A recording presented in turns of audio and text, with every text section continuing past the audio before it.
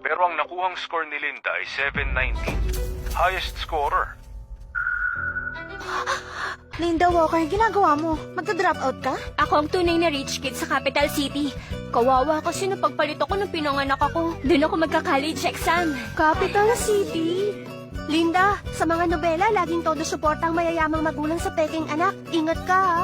Huwag kang mag-alala. Wala akong pakialam kahit hindi nila ako gusto. Ang habol ko, residency. At hindi pamilya. Pagkatapos ng exam, babalik ako ha. Residency. Heto na ako. Nancy! Nancy! Nancy! Nancy! Nancy! Nancy! Mama, Papa, aalis na lang po ako. Hindi ako bagay sa pamilyang to. Nancy, tama na. Huwag kang matakot. Wala siyang panama sa pinalaki kong anak ng 18 years. Siguradong ito si Mrs. Lewis, ang totoong nanay ko. Dito na lang muna siya. Kahit ayaw namin sa kanya. Pero subukan niyang api-apihin ka. Pag nag-18 naman siya, palalayasin namin siya. Mukhang ito ang pangalawang kapatid kong si Joseph. Ano ba? Huwag ka nga mag-aasal, bata. Mapapahiya pa tayo sa ibang tao. Yung seryoso at kalmado, na may malalim at malamig na boses, siya ang Kuya Charles ko. Ay, ito pala yung sinasabi nilang showing who's boss?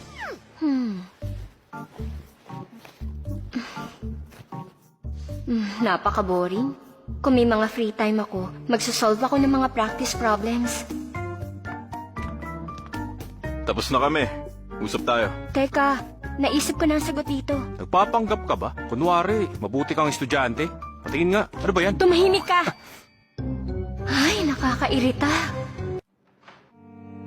Linda, next time, huwag ka nang mag-aral sa sala. Masyadong mababa ang mesa. Di komportable. Tsaka hinihintay ka ng lahat. Sorry, akala ko nagkwekwentuhan pa kayo. Wala kasi akong sariling kwarto kaya dito na ako nagsulat. Ba't di mo sinabi na dumating si Miss Lewis? Pasensya na po, young master. Kasalanan ko po. Mama, sorry po.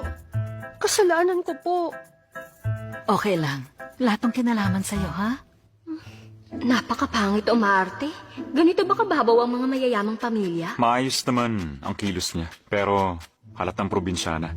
Sigurado may ugaling hindi papino. Sa ngayon, hindi siya bagay pumasok sa school ni Nancy. Dapat matutunan ng maayos sa mga rules ng pamilyang Lewis. Kopyahin mo.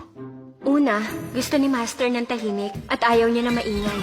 Bawal tumingin ng diretso kay Master. Yumuko ng 90 degrees pag nagsaserve. Pangalawa, 6 a.m. kailangan ni Madam ng sabaw